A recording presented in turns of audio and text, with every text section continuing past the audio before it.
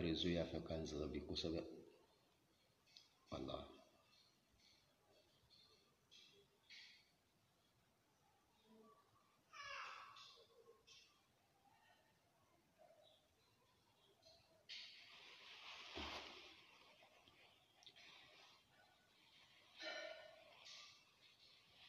أعوذ بالله من الشيطان الرجيم. بسم الله الرحمن الرحيم. الحمد لله رب العالمين. الحمد لله رب العالمين. الحمد لله الذي نحمده ونستعينه ونستغفره ونتوب إليه ونعوذ بالله من شرور أنفسنا وسيئات أعمالنا. من يهده الله فلا مضل له ومن يضلل فلا هادي له. وأشهد أن لا إله إلا الله وحده لا شريك له. وأشهد أن سيدنا محمدا بن عبد الله عبده ورسوله. ثم صلاة وسلام على سيدنا محمد وعلى آله وصحابه ومن تبعه بإحسان إلى يوم الدين. وبالله التوفيق اللهم ربنا وفقنا يا رب العالمين. أحييكم بتحية الإسلامية وهي على السلام عليكم ورحمة الله وبركاته. موه تي تاكاسي واتمنا على دينا تولو توكو هرق على دينا كوي كموني على بوكلا موه على تانو موه صلاة توكي على دينا كان مادي تلانا بنو وني أسيبالما على بوكلا موه فيانو ريزو في فينالي واتي دو لبيفي جلي جلي ريزو بني باتي réseau le mo disturb kala tanoni mo wa dami ala wodu be kala ato kala dina ka hin mo la ala bo kala ado we ala la togale le kala mo ko kanu se ko to wele ala dina ka hin mo la kamo makoto kamo kunya bela de no sono ya ala bo kala mo ne alu ya kuma ya buila mende ka bi wale atabi ato min doni mo ko sibi timinu ma ni mo tiama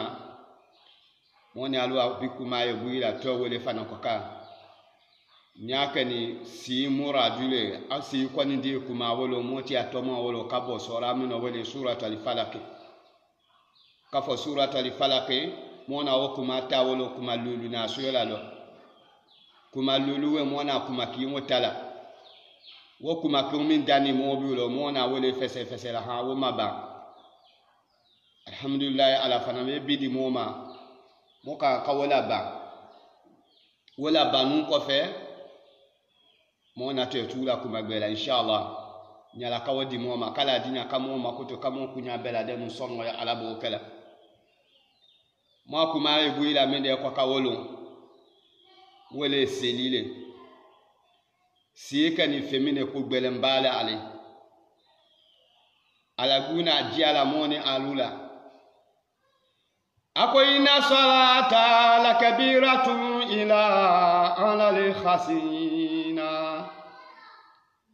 inna salata ayamba madu tena silimini la kabiratu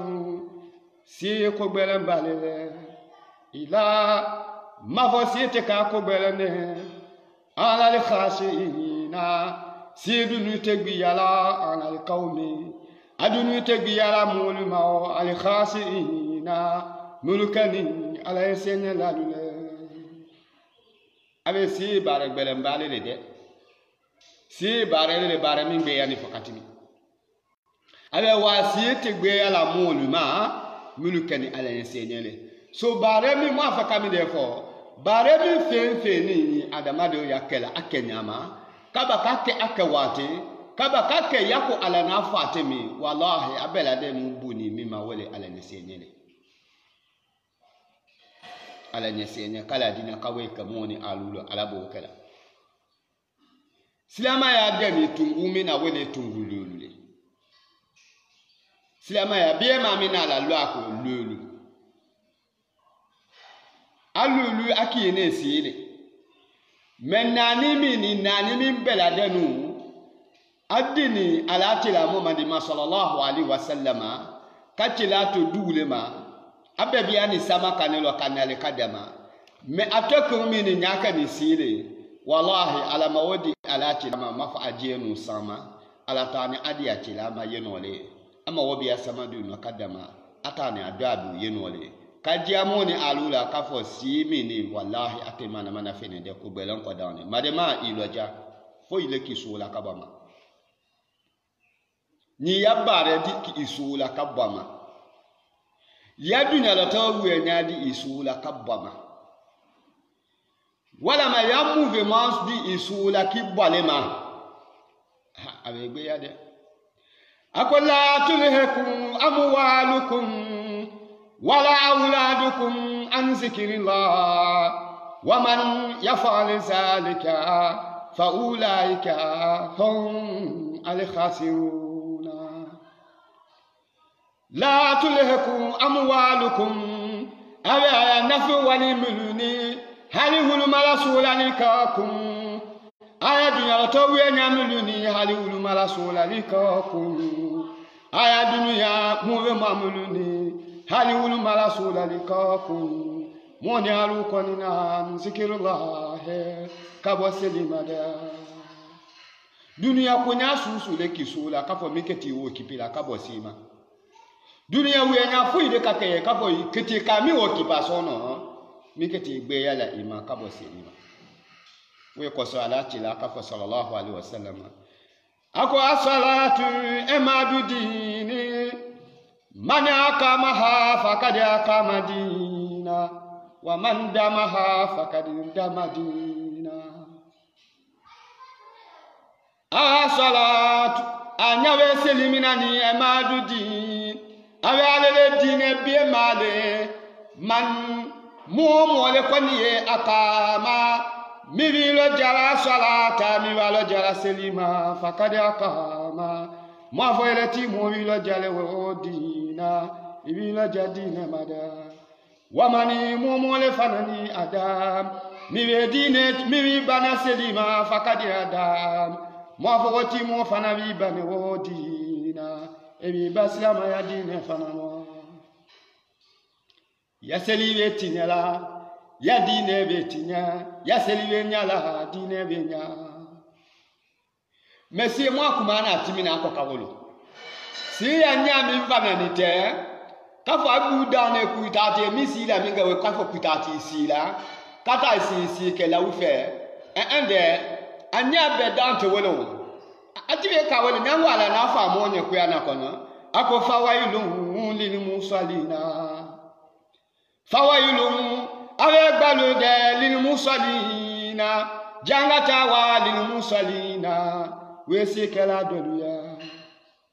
alazina mbafasi lu mole sikela ulule hom wosikela muluni wesahona awle fekani nyina lalule watebela danuna an salatihim ayaseliduko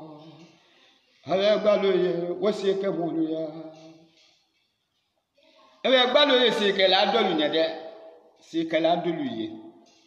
ala bute wule ya siku de sikela adolu ye ala mako na kiyamasi question wulu nye aka nka wo question yabi mo kuma na tumi abbe ko kawolo kabela de no wala ilo jasi masini la kuminge iwoke inna salata tayna selimini tanha nyango selile mo gbana anarifasha kabotina likoluma wal munkari ani kabosira ko koluma inna salata tayna selimini tanha selile mo gbana anarifasha kabo wiya foluma wal munkari kabo tineli kinge na bema wal munkari ani kabo sira la boyanya ko kinge na bema selile mo gbana kabo kinge na bema siele mo gbana sie kulenye kuka sie ile gbana ko iya bienya to ele no na bienya to late sie kunye kuka atodi yabade nyasa enyo no bade nyasa late sie kunye kuka wiya foke ele no no wiya falate sie kunye kuka jambake inono jambadete sie kunye kuka sunyalike inono sunde inono banande inono jahilite inono wunafiete sie do kulenya ku wobela de no netoye ele ko ni bani wobema mibi idi ala iwe kala ku isila ele buje ko ndebo de isila lewe Iti ma fe bututu isile kawa inyono dolo milate ku isila isile kawe kala dina ka hina mola alabo kala mo hamiya be kala dina ka bela denu sono alabo kala sina ni siya le kana kabia moni alugo fu dinya siya we ma idinya lo wa ma o we kabia si kunasi e ma yechela ka fa sallallahu alaihi wasallam ana kuma kana tawalikina kadimuna ako awalu ma yuhasabu biha al-amudi yawmal qiyamati min amalihi as-salatu fa in salahati faqad aflaha wa anja wa in nakasati faqad khaba wa kasara awalu ma awe fonjuna junade yuhasabu biha al-amudi akete jonu konde bola bi kabo jonu ya bare dalulo as-salatu wele selile awe jon konde boto efemi makiya masini finjuna juna wele sile fayi salahati ni ya selive nyima yala fakadi afulaha mafo ele mowe kisile we wanja atoni ya genyelema wayina khasati ni adu ya selima fena kiyama sini yasiwe tala kafu yasiwe nasi o fakadi khaba made mafo atoni ya bonolema wakasara atoni ya kunabo yalema yala wajarabi yala motangoma awe ni akada sima fe kiyama sini kiya finju na junami kiyama finju na junami kwande bo buta fe damiara femi ma juna kiyama sini ko wole mo asiru nyakati yasi ma fe nyakati yasi kwande bo kata asi be kata asi defo maso sila kata asi sahani asi do sahani ni ko si amaya kono de madema etije kwande bo si kelalo dina ba ndombe alabo kala ikujie ma ku si kelale le si ka ko tala de si nani komine ije kwande bo de si kunya komindo ye ele nyono te okulo e ma ya ala na fa ku ya na kono ako ina lazina kalu rabuna allah sumasakamu tatanzalu alaihim wal malaikatu ala takhafu wa tahzanu wa busiru bil jannati allati kun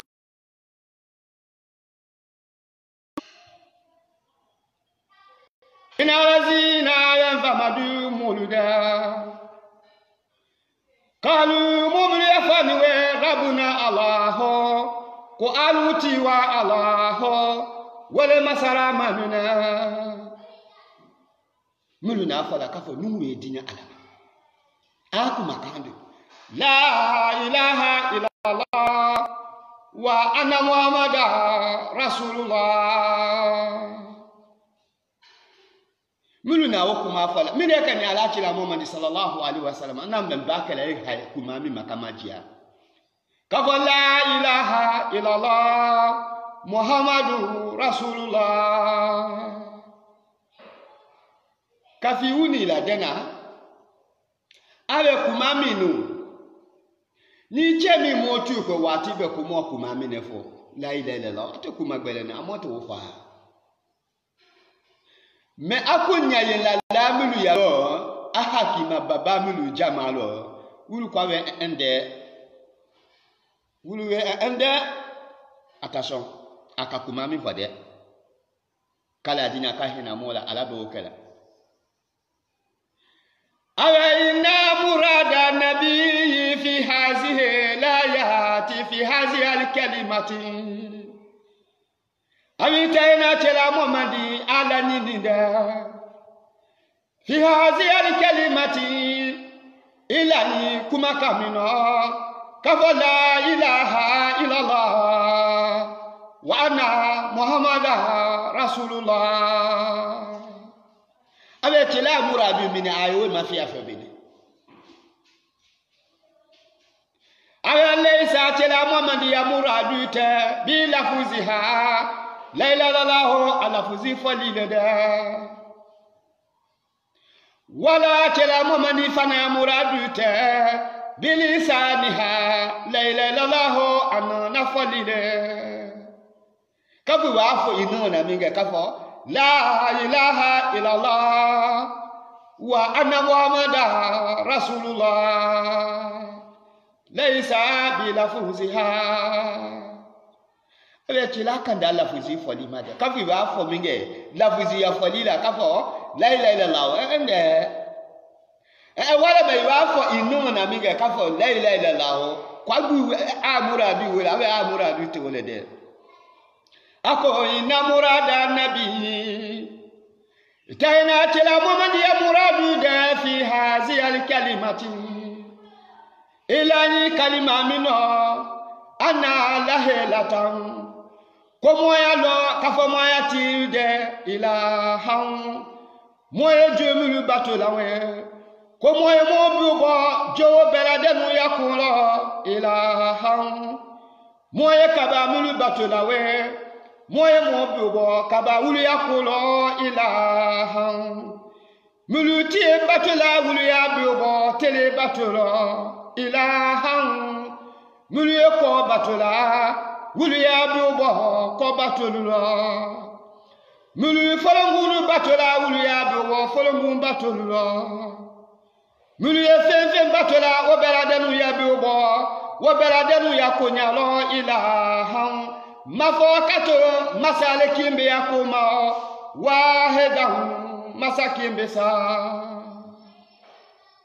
ako muradu mineti labi wole wode ya muradu kanana ka kafo kuwa fa miga la ilaha illallah kafo kwa dano ende abi alete wole de so ma kuma mi de ko akana kinyene yo iwa fu jema minga silama lene muradu tole silama ya nani si yamine ala ko we mani ako ina lazina qalu rabbuna allah ayamba madu tayna muluda qalu mumuluna fanwe ajenya rabbuna allah qalu eke silama dile summa muluna fani we kwalu we ke sundo ladile summa muluna fani we kwawe ke selike ladile summa muluna fani we kwawe ke heike ladile summa muluna fani we kwawe ke bienya tu ladile summa muluna fani we kwawe ke badenya ladile summa membera demu ko astakamu akila tele sila paka kakulu ke akenyalema abengie wo mululema afola abe kotede lele la ofola abe kotede muluna lele la ofola amba ni kadinya lele la luwama lele la ona abe na kabo kumima akadinya ka fata ni kabo okuma ana ajama ila kumingela hali wakata agbe ya ama akilo jakawoke abengie wo lele la ofola ulema sundo lalu wonyama sundo la bekote mayo tela ka sallallahu alaihi wasallam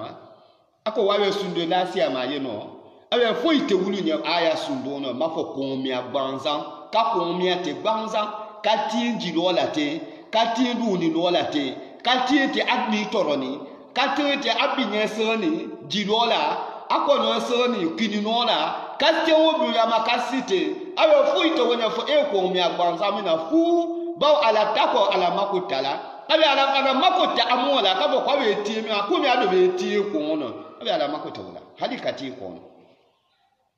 afani ku yakanya mima ekati akatene kete barakala si ama ya wolo bi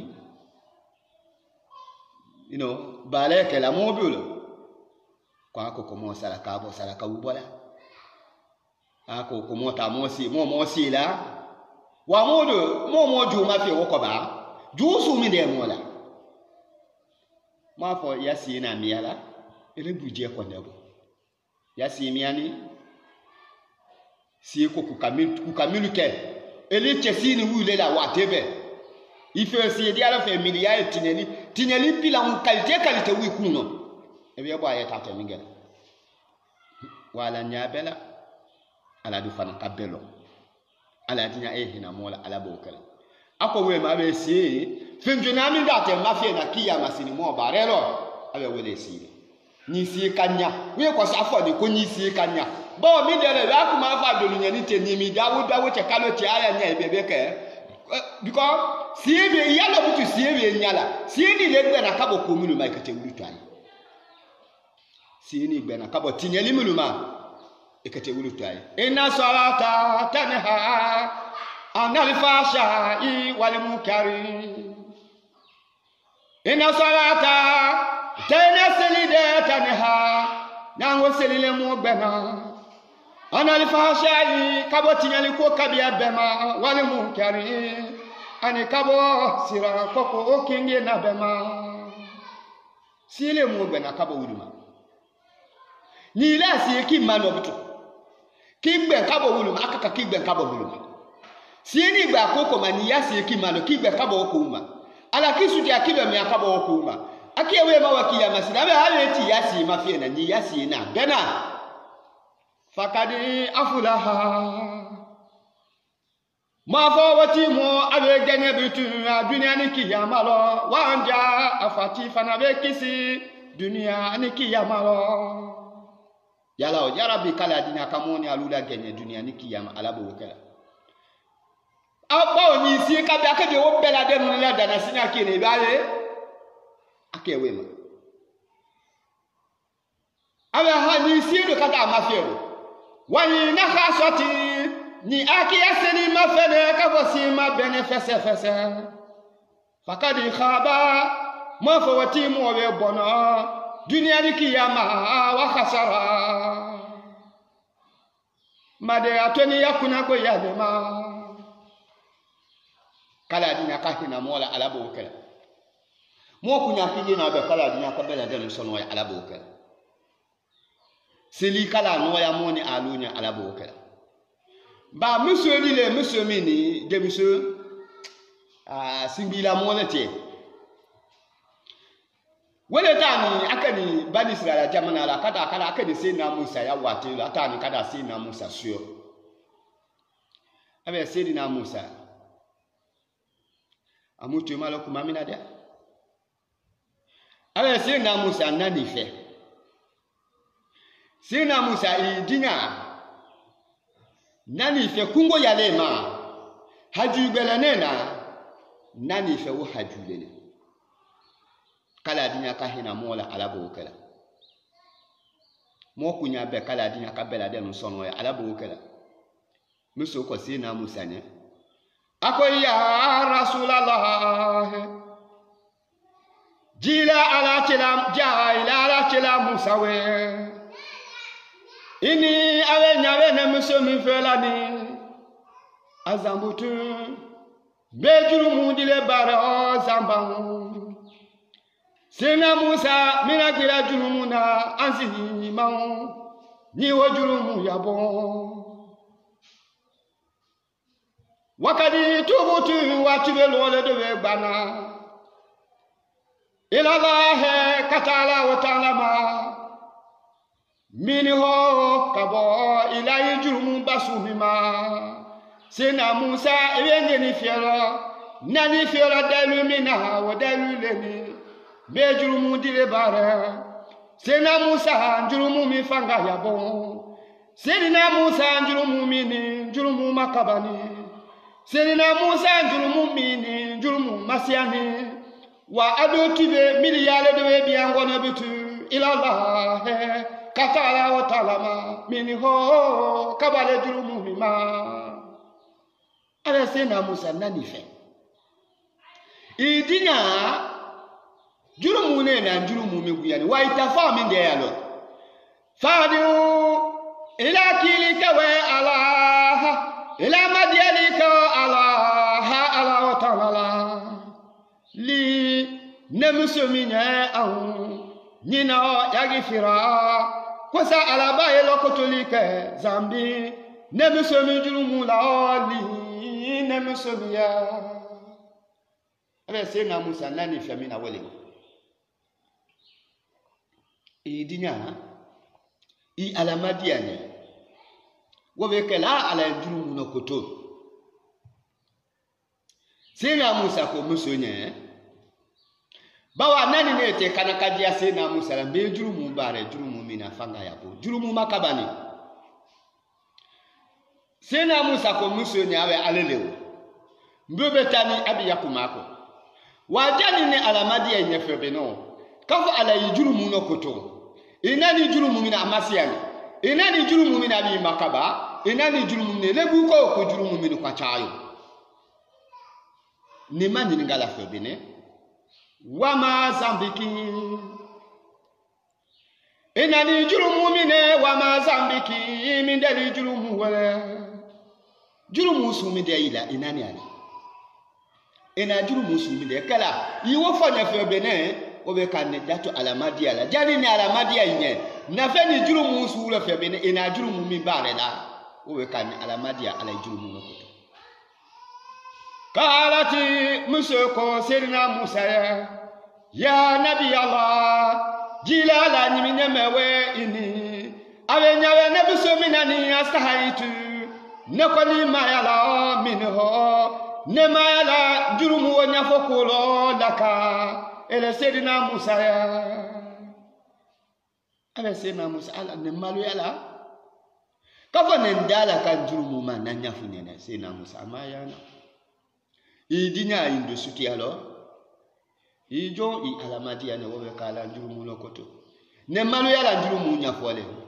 na jurumu minkala masi ya na makabani Sena Musa ado mesia ala esiene be nano ijo I alakine ala jurumu lokoto ala jafa jurumu kala dinya ka jafa moni alu jurumu no ala bokela kala dinya ka hena mola kamo makoto kamo jurumu lokoto ala bokela amutu malokuma minaha ala kalima Sena Musa ko musonye ne awe fo jurumu suule fonye ne nato alamadi ala jurumu fonye ni jurumu lo nalo ina jurumu mimbara kalati musona biena welo Sena Musa nya ya nabi Allah awe jilala nyinya mewe ini bafunye ne Sena Musa ne Sena musomini asahaitu nefe mayala mineo ne mala jurumu minya fokulo laka ele Sena Musa adi uli rabi an yaghfira li zambi Sena Musa ijo ndowe wote suti alo idinya I alamadi anye ala kalo na jurumu mimbare la nebu kalo na jurumu mimbara Sena Musa ne maya jurumu na dina jurumu to I alaki I ala jumbo ala dina jurumu no koto Sena Musa kala dina ka hina mola ala bokela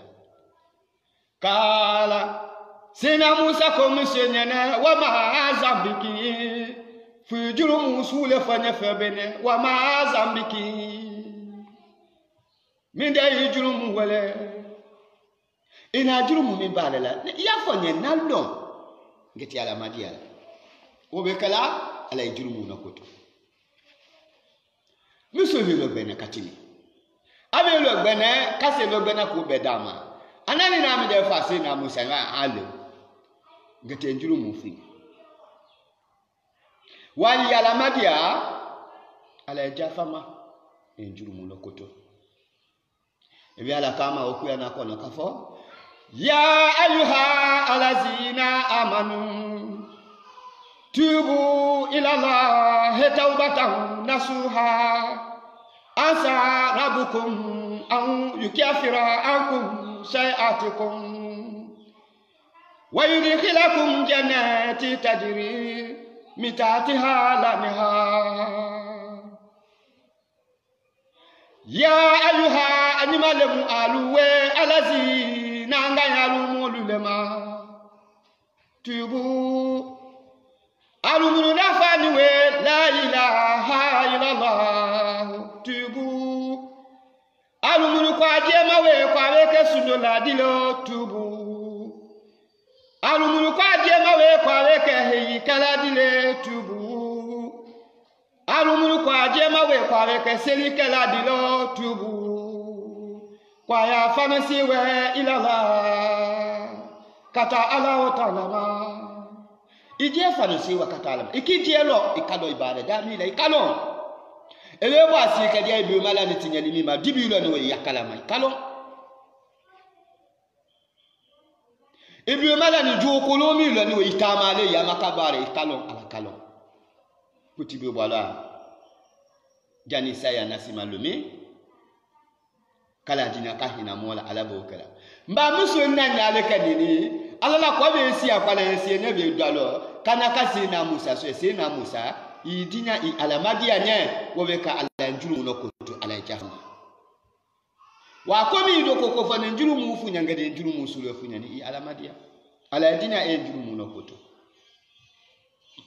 ako ya nabi Allah jilala nyinya mewe ini awe nyawe ne musomina ni zanitu awe nyawe ne musomina kuminya ni zanitu eni ne musomi kumala ni bi zanitu ne musomina ni feni bi zanitu depi yara na ne musomi dana kambi adunya lo depi na njelo na kafombe ke musodile depi na biala musulu kwande lo sina Musa kadami oluma kasibi lomina zanitu mbemba fulika koma zanitu mbemba damadina ke koma zanitu mbemba moya ke koma zanitu velemba na mo belo zanitu mbemba mbade ma belo zanitu mbemba ngabia belo zanitu fombiani dunya kate zanitu nejeni yalela ndabare jeni yalele nenje balola jeni yawelo nenje fe abola jeni yawelo nenje masila jeni yawelo bare gbe tenela du kono zanitu fone jeni yalela Allahu akbar ale sina Musa bare gbe tena depuis ala nandana kambia dunia na kanje karama kabo wolu mahali katolo kasibila awe bare betena miti ebetene la du kono neni na mo bebe fala neni ngabia bebe fala neni ndia no mo susu mo na bebe fala ngumiti emingu na mbubia ne dunya kawele toma ne jeni nyale ndabare lewo mo ni mi bebe alo lumi mo ni mi bebe alo watini ne na dunya lo tatene ayo a se na Musa ne jolo mi dia ni mitu besia katimi kwa fani kafazani yatu jenila musoma wa wazani ani jenila chemanda wa fajilidu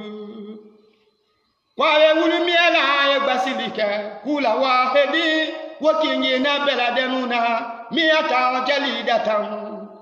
kwa yo beladenu ngasi miatan cheme lela jali datan minagila gbenya cheme la ko kawobo jeni la chemanda na musomanda belo aha se na Musa kionewe nebe minge dunia kono nefe ma wo fe dano ko kawobe gbenya cheme bonelo kiyama sina se na Musa bala belo no wede se na Musa tala madianya kala dina kahina mola alabo wakala nango nuta sanwi ko lete webi fuwe na kadoya fuwe na kanyebu do fe ta fa bitu kafika ko ka e ka de fuka mi de lo ama fietu e di ta te mi da te lo fe lo ita te mi de sana da te fa ki sale sa lo fe lo ita de faki sa minza lo felo faki sa wo boni si aka iyama be fatomo lo makilela be ama katomo ndo mo si aka kata eda do mi de ni na bitu lo felo wo sandi agbe lo bitu se mi boni si aka mo te ne bi dunia ikade fuikala ikade fuika ko mino wo ko bi ani sa wo lo halima fuika chegwa na fa ya dia bi halikati mi so ti la mi ba dia lo mi ta dia jolo mi lo mi ta ye ne la safa na badia nyami ma ne la sateni kala dinya ka hina moni alula alabo kala mimma fana madia lo mina e woto ye ta digbe ma abiana sawo kate dunia ko ka fu ka wala fu ka de ka di kala dinya kamola limaniya alabo kala mote limaniya amote limaniya kata alama ado dunia mo kuma be timaka mani amila salihan falinafusihi wa man asaa fa alayha ni kaki nyalali ni kilo jaka ka dunia nyala dile wallahi iya nyali yaki jelenye ni fana kaka nyala dile ya nyali saladiti jelelema ni fana kaka tinyali dale yaki jelela afana saladiti le gulema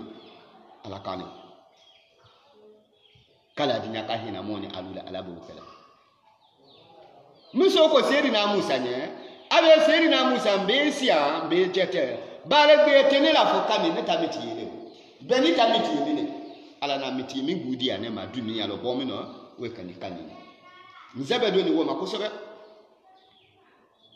kala dinya ka hina mola alabo kala abe seri na Musa wo tala de mi de tu wawaladitu alesina Musa mbeto we fanando ni kotu hali mbena mwili ka ho walada na dingine swela wo jini ya woro ne jini ya mina ni we wata juru mudunu ne weje ne bare mi na miti emi ni wo kwa ngadenzi woro ma denzi woro wata juru mu ne weje sina Musa we nguma membe to wo fanano ko mbena dingine zwe aha dingine wo yesu etala bitusa kana de one swela mi de kani woko fakatalitu denwo sweta nu kombulo katalitu nani fali kawelo ho nanyala denwelo akadomi mafia kamafia densio nu ko nemisio mi bulo kavembe muedo na kabiaduma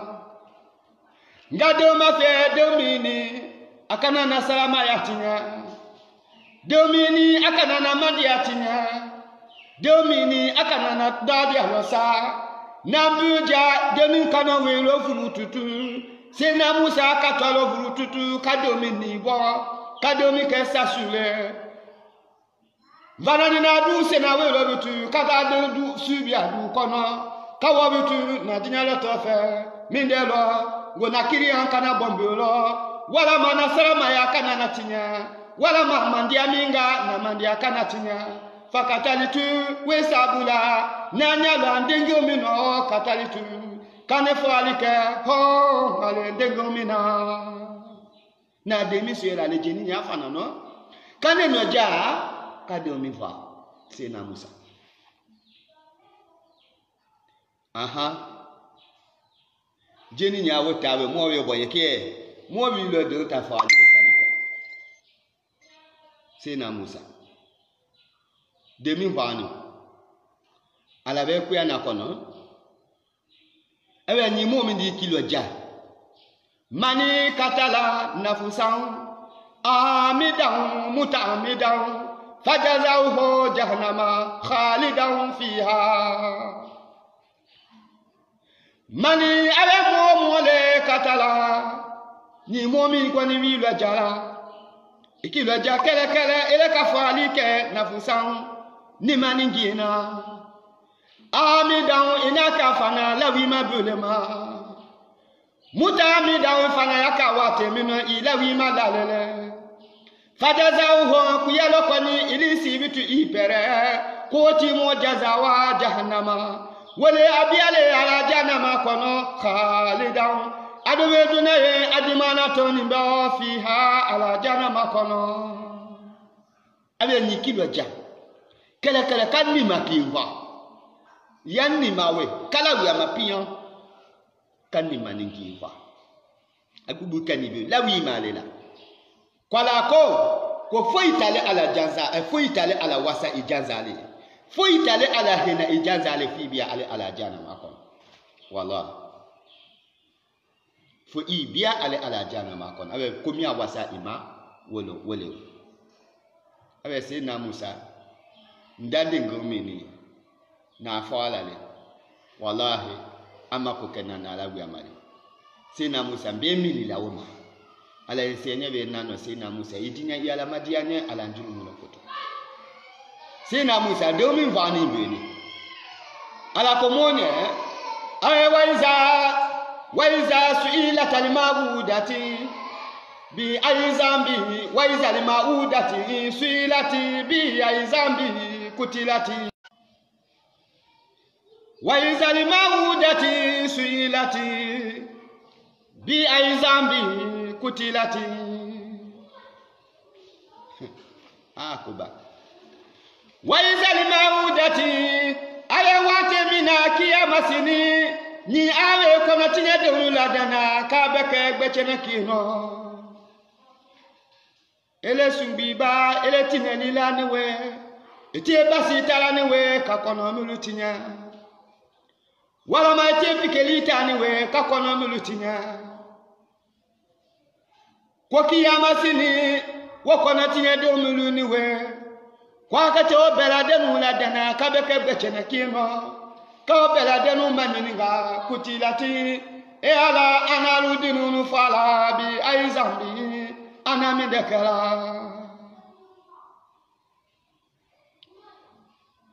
wala ma kujuna so dondoliti kaye no juna timinulu wulu tawati lulo dondoliti vesuela wala kaye domi mafie ka domi mafie domi suye nyamabe domi kunsi nyamabe domi dasi nyamabe domi abo nyamabe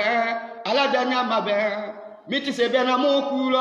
wowe kala aibudu de wolo dezo di alo timatimani kadomi fa kaduse kadombi akono die kate o samale le sokono faki sawaje maso denjala foima faki sawaje maso demisola me domi ma jeso ya fala wate mino ala nyaila ina fala miliyaminga ala kawolon ala kawokalama anyaila ya fala wate mino takaje wosamale la sasu kono domini fakisa muso tiwaje maso denjela wala matiwaje maso demisola wa do ma jeso ay wosu donye no kwala tate wodom beladenu ladana kiya masini kadomi beladenu ke gbechena kino wowe kala kadom manyininga kutilati akodina ludinu lufala bi aizami anamidekala ke so tate dia makiya masini afaba ulani alu bulani gbelo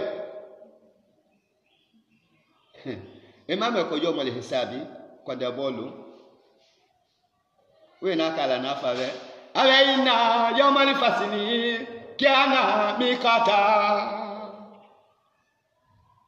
ina yo mali fasini awe tena kulu cheto bolunde kiana kulu fata fasilun wa kiana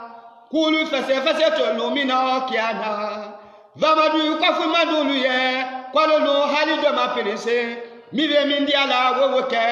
mive mindiala wo fama wo fo me yalo kafo kwale do mi ngwani ni we mi ka tan e wa telephone akati sela akajendia nyene nyaya makati sela jo dinu manyi ngati abela de mu manyi ngati woke sona afa ba ulani alugugbelo dinu ka dia fadi ay kutili na abi zulmi ka ala elegu akani nyeno kutili na abi zulmi ay mo fara wate mino ala akani nyana mo fara wate mino mo fani miliyamika ala akani nyana ya kalama kutili na abi zulmi mo fani tonyo lila ala mo fani tonyo lila ya kalama akani nyana kala dinya kahina mola kama hamino ya alabuka wakanya masina Musa ko sina Musa ne abe mbinda de ngofa sina Musa I alamadi anya ala njuru nokoto sina Musa ko Musa ne abe akhriji min andi ya fajiratu akhriji abilati yatimati mani wobekala ibo min andi ibo na bonkono ya fajiratu jile jitola musomawe bwana bon kono latia o bare gbe la du kono fokani ele buta bare le wojenia e fana be to wole be dingi so ala be dingi dima e wa mi afana ka do wo kibi o jalo ka do wo fa ala ko kanya do fe ako wulu fe taswela masa kanya kado ko na fi masali ala to usuni tele kasila ko kado abo abana dia wuluma wallahi ata adi de gbeluma ulafa nigbe ya sumide keti duna e mo ni dinu mi alo se tu dinyane zuwe ati sajia makalana fanga tala ka fe bubu ati se bwana ka fa gbanga na ka mu na ma bu jata lo woto te asenge nate kato asenge nate fo niyo ba falilo ile adama de ni gbelon isi ni inyawo iwo yena wala ma ka anyana ma ka duse ka anyana ma mi aka bialo due ka datu endi ala masai anya ila wotu ma inyaya la ya biadula ahina madula kala dina ka hina mola ala bo kala muso ko sena musa ebe sena musa mbeti no wolo de woke sena musa nani fe i alamadi ala njuru mono ko sena musa kwanya ako bona ila ti ya bona tema ni awe fatanziluna la tanziluna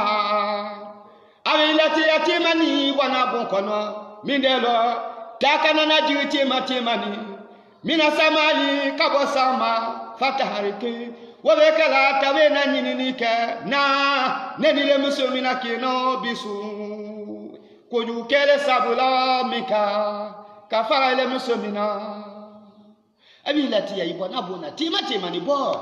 abi kanana to ya taye jiri tema ni kabo ala na janga ta ala jisi ni kana ta nva nenini ifeya no ni yakuju ke sabula abi lati ya ibona bona abi tawe ala mawo kenyalo mawo fanyalo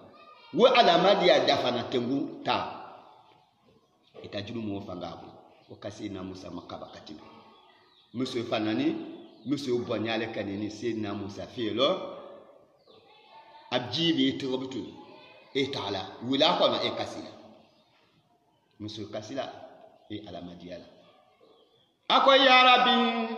ya diwe ala anta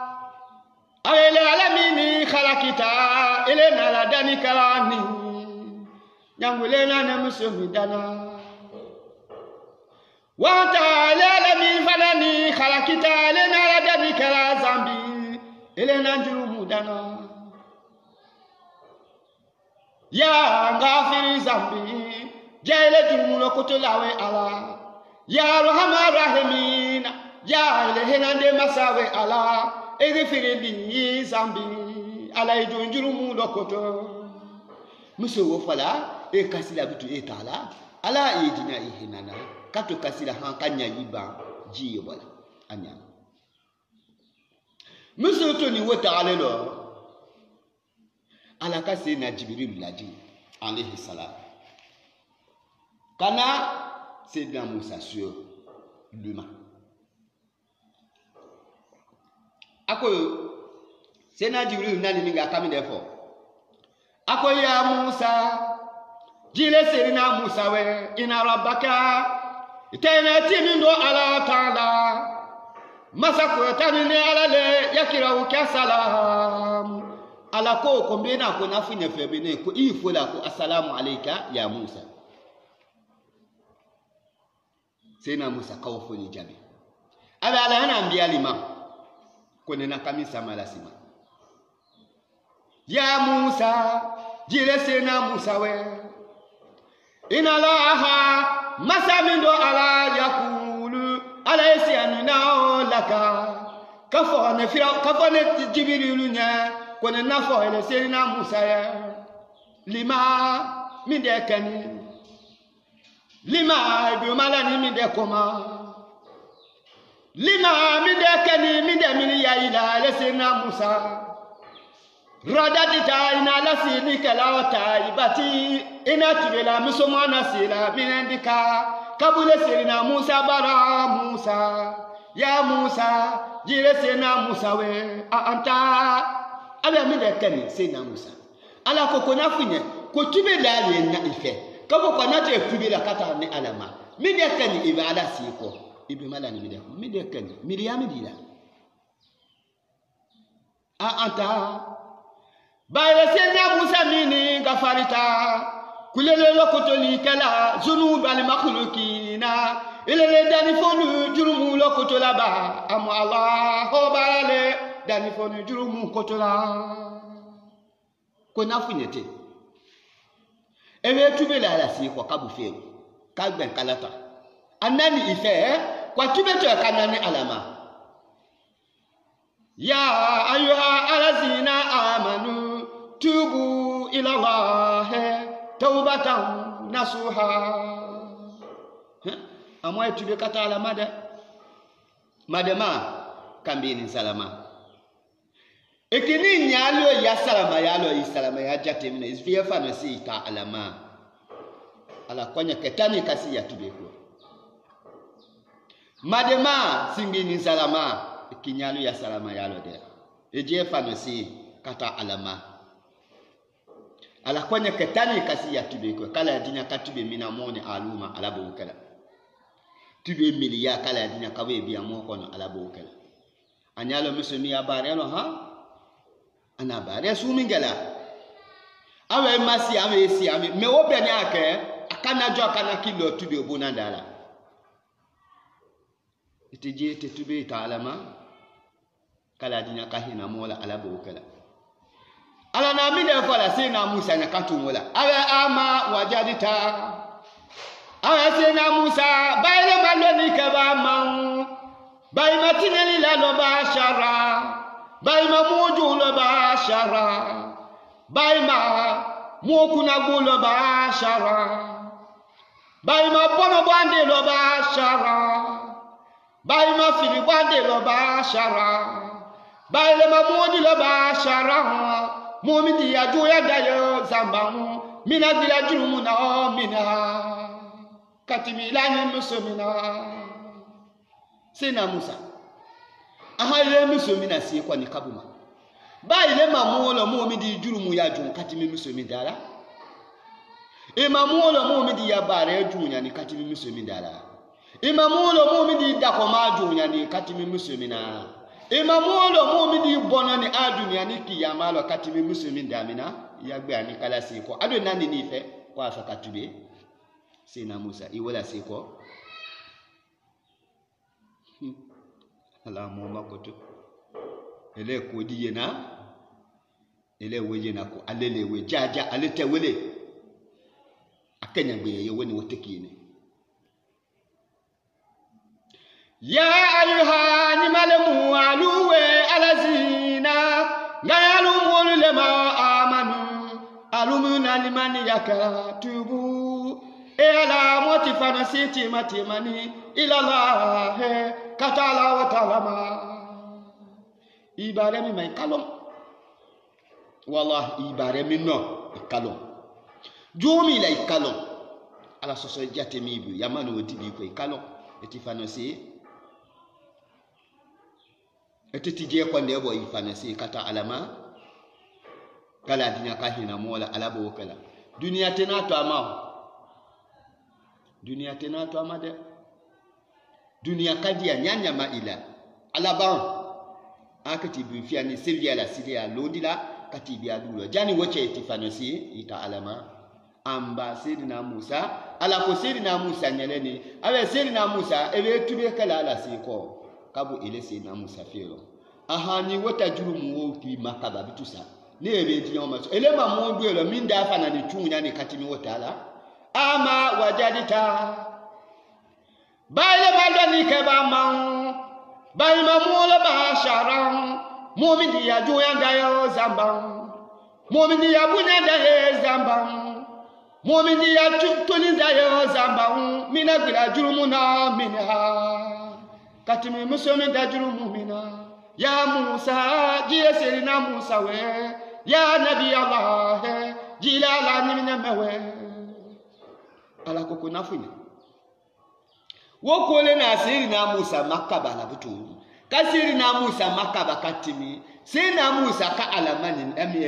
Jibrilu mani ngati mati mani dinga wadi mo ye mo mi di juru mu ya bonla wa man jeneti ye hoa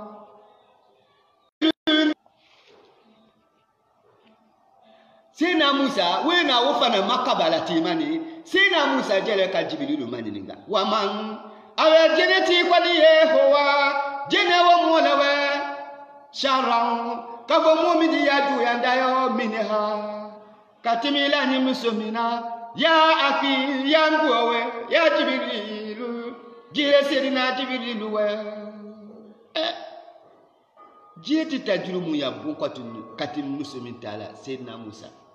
Jibrilu ito wofanyana kala dina ka hina mola alabo kala Jibrilu ko Sayyidina Musa nyo awe howa Nimo mulo tariku salati wale mu'mini bana selika ko maniwe amidan wale mole yakahawanu mu'mini ye majiri kaniwe salata mu'mini ye fonyali kaniwe salata miya selilu fonyala niwe wayo akeru afanani e majiri kala salata afana selilu fana majula an awkatiha kabo ake wateluma amidan afana wuli mulukani we amidan akala wima bulema mutamidan agugula wima lalale kakambe woche kapian kundala dailu tala sabu ya susu le tala kafo mimbese kala sula kasibo ake watima sa nana si ke ake salo mo ke kuma milu fani kafo we kuma mo le ka mo min dini bana seli ke kuma si ke wati wulo kaba fana ni si fonya ni alati mo bulo si tabu sebenangole si ke ibe sebenangolo lo wawule sila lo wawule sila dandi ya wule sila hacha ya wule sila si ke nya wule fana ni ala wakilin lo ni dilebo efe malika kisiti we ji asudi lo imi de fala ebe wi la kabo sudi lo kede imi de fala ali ban wallahi kala dinya ka hina mola alabuka ibu kede mo ba de silama de ndo luguera cheba na ne fa da fani fo we ye fe ta fe ku fe kakinya na kabana ko amina suela silama ya bu ma obi nyama ka bi lo to beke hali kata sabe ke chomo bozo ne yaki kala lo ko na isi ku eta wallahi atamano ka ku si ku eta baza ka fa na ba isi ku eta wallahi atamano ka ku eta eni ya dunya lo ta di wolo ala sayena ikuma mako woko fe yafanya vitu kuifati akara yafanya woko vitu kufati akara name ni fati ado makibu ni fati ado ni makibulo itekumao alati la Muhammad sallallahu alaihi wasallama akomonya we ko siete muone muumidi masurata alifati akara wobe tani kala mede koka adulu yebubuka eta josole nyene kaba kaboye kana kasini na kasido hali sido nkanya defo yala sido mbende kwenye sido ndo mabesi mabemba dunia kala dunia kahina moni alula alabo kala we ko se chilana fala sallallahu alaihi wasallama ako atilibu al ilma min mahadi ila lahadi aya ladini min mahadi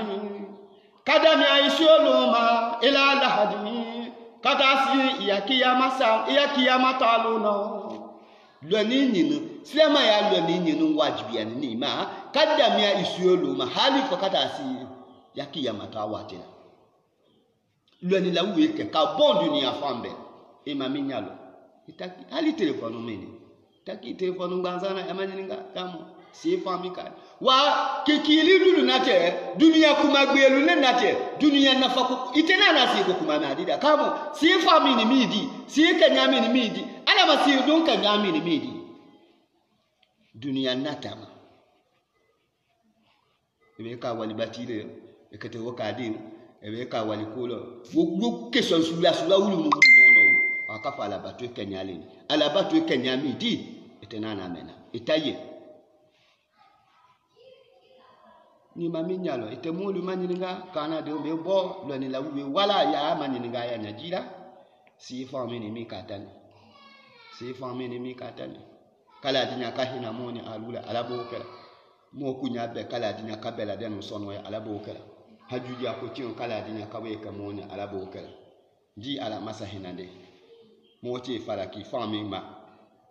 wo kumala diwile ni me kuma to kunjinje suwe ko bo ana kuma fiale fala kikioma ana fala avec mumini bana sirike kuma ke watelo akaba fana katwala awe wa anqali walidaini ani mu wa fiya sosode yala kasibi di moma mo kete jela we wa fiya sosode on koka bi ayi haketo mo bi rezo benin bata alugu ya yani mo atwala atela donc bi rezo benin bata mo fe yano bi malo mi de kene kala dinya kahina mo la alabo kala mo kunya kingi na be kala dinya kabela den sono ya alabo kala mo na we fa watelo wo mo ya lef ma ya kala wati siama mo ya kala wati bela den na wa rezo ko yo mo so la duni telephone fanani ku fanani mo so la duni kabe a fanga jate ma kwa ala dinya hina mo la alabo kala mo kunya kingi na be ba kabe mo sidi ya suma réseau te fanga la bala nous fait ya no bedo donc ni téléphone garande nous fanga ma jele ma kibo malo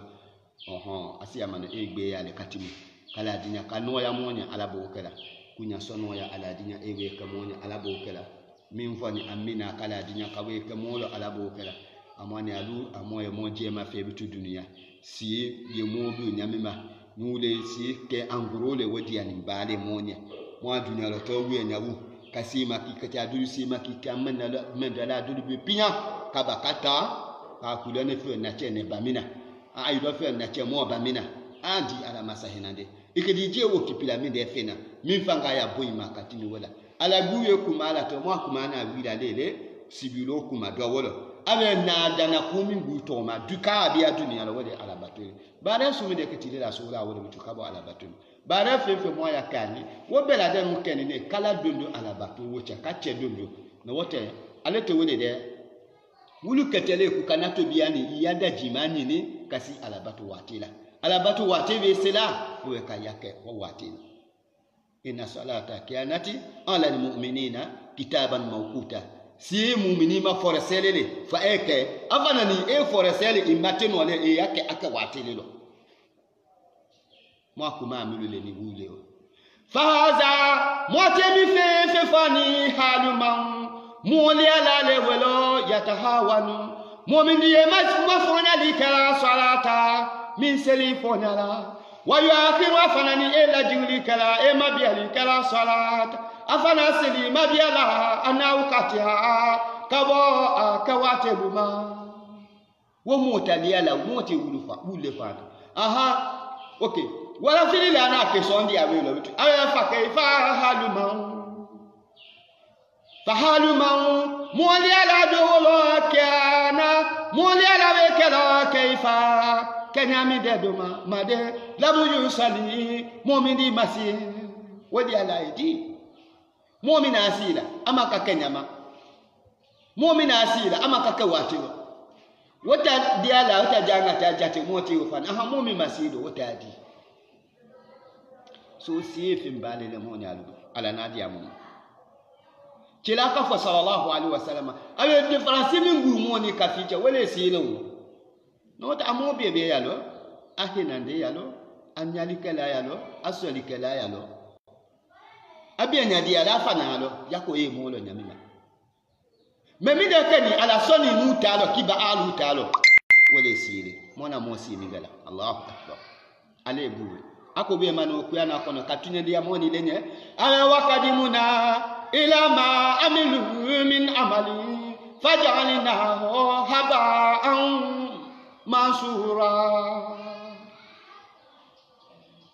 wakadimuna alana nena kanani kaniwe nena nyabiali kaniwe ko ale kafirula ila ma katafunuma amalu ayamulu balala min amali kabo barelula ay bare fefe kaniwe ale nena wo besi ko nena wo miliya biala ko kafongo ay do wuke ay wo bare wuke wa ay wo fe kani we fajalinahu haba'an mansura awe ngeti na wo beka awe mbebe wo beka gbangwane fajalinahu haba'an mansura fil madi awe mbebe wo beka gbangwane kaba wo beka nu nembe makota la kwa aka temi ale gbuwe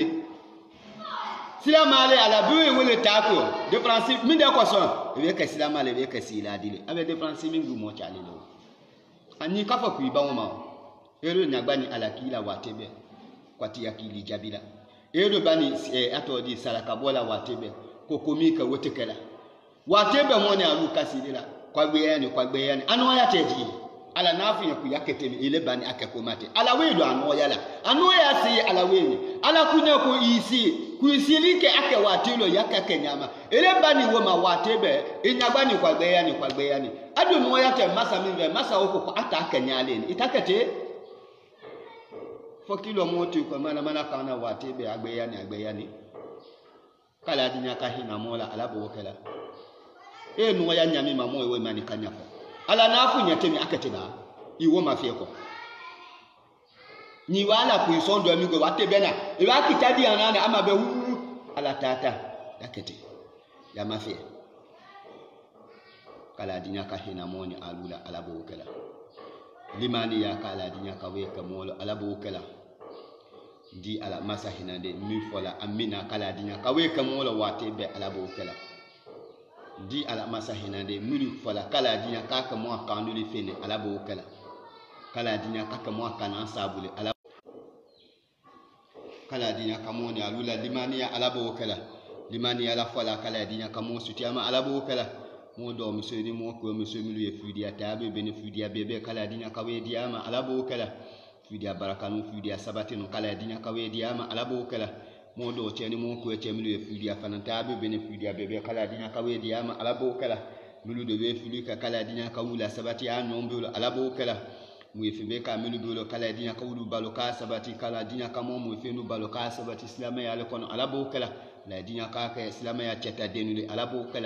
ndi ala milu do mafenzo ba ndi ala don ala lebo don barakanu don sabati no kala dinya ka we di moma ala bo mo hami ya kingi na be kala dinya ka bela denu sono ya ala bo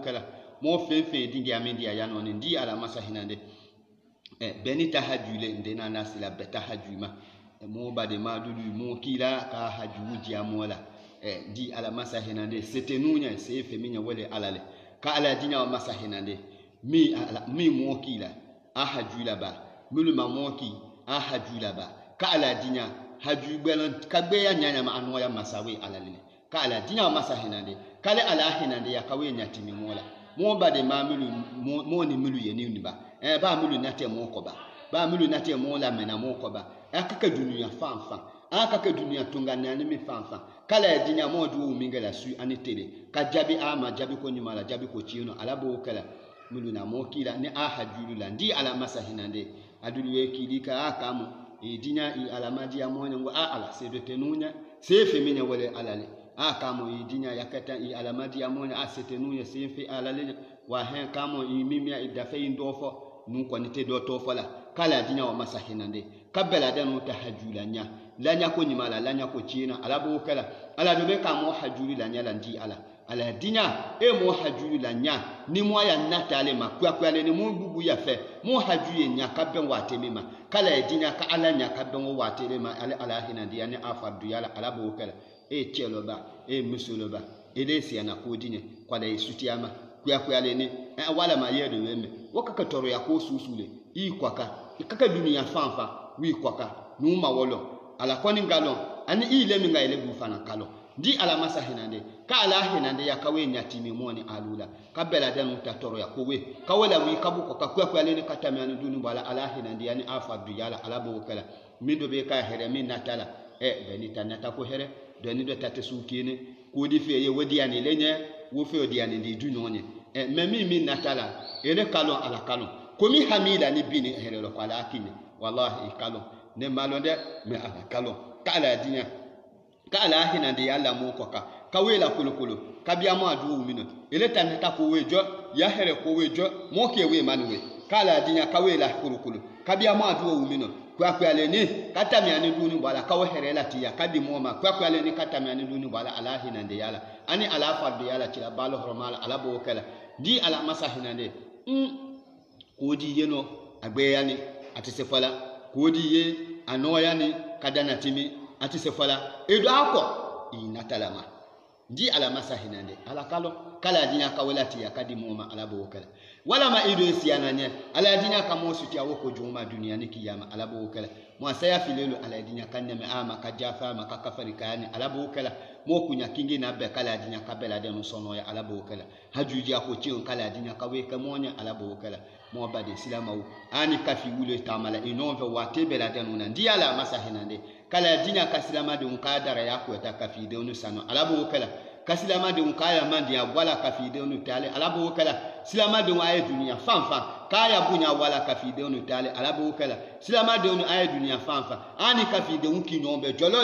kala gugu ye dinya ka hina ndi ala moko ka wojolo fangamaya wojolo salamaya wojolo kangindiya wojolo masaya wojolo bunya wojolo jima ndi ani ajima fa kala dinya kawe di silama de onu ma ka kafide onu to alabo kala kafidon aswadia ala dinya e waka silama de la wasadia le tila balo hormala ala bo kala silama de kafidon fadia ala dinya e waka silama de nu sadia le ala bo kala dinya kamo bela de no haminoya ala bo kala jima fa ko jiyon kala dinya kawe kamonya ala bo kala hajuji ko ciyon kala dinya kawe kamonya ala bo kala do wujabi kala dinya kala tiya kakamonya ala bo kala ni ala kakamonya mon fanni baraka ala dole